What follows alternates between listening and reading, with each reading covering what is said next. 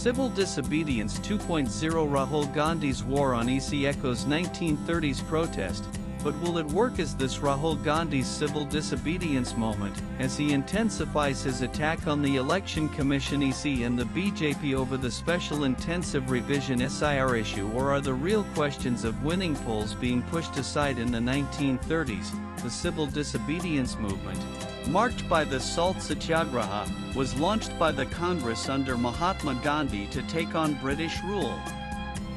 The idea was simple yet radical: break unjust laws, defy authority, and ultimately expel the colonial power.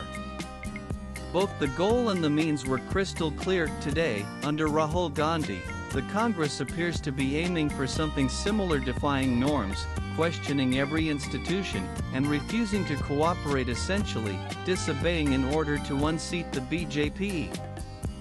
The goal is clear, but are the means, and what about the most important means of all, contesting and winning elections? Vote Corey. pic.twitter.com/7WH589FN Rahul Gandhi August 8, 2025. Let's take the Bihar story. It actually traces back to the Maharashtra and Haryana Assembly elections. Not just exit polls, but even the Congress internal assessments suggested the party was on course to win both states. It did not. Many within the party, including Ashish Dua, then co-in-charge of the Maharashtra campaign, told the leadership that a weak Congress campaign and infighting had damaged its prospects. However, those close to Rahul Gandhi concluded that the real cause was not internal failings, but the Election Commission. No stock-taking meeting was held to examine the reasons for the Maharashtra and Haryana defeats, because the top leadership remains convinced that the blame rests with the EC. It was in this context that the EAGLE, the Empowered Action Group of leaders and experts, was born. Its stated mission to detect and study weaknesses in the electoral process. And that's what Rahul Gandhi's recent press conference was all about, but Bihar is waiting. There has been no formal announcement on seat sharing yet, though party sources claim everything has been settled. In 2020, the BJP-JDU alliance polled 37.9% of the vote, compared to the Mahagathbandhan's 37.6%, a wafer-thin margin.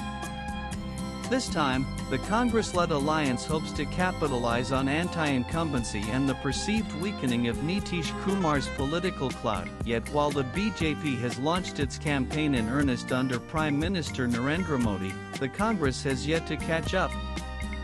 It is banking on the SIR issue and the RJD's threat of boycotting the elections to generate momentum. In Bengal, however, the SIR issue has brought the TMC and Congress together, but it has also meant that Congress' positioning as an independent claimant in the state has weakened. The civil disobedience movement of 1930 sought to disrupt everything, to confront the British, defy all institutions, question every law, and boycott participation in governance.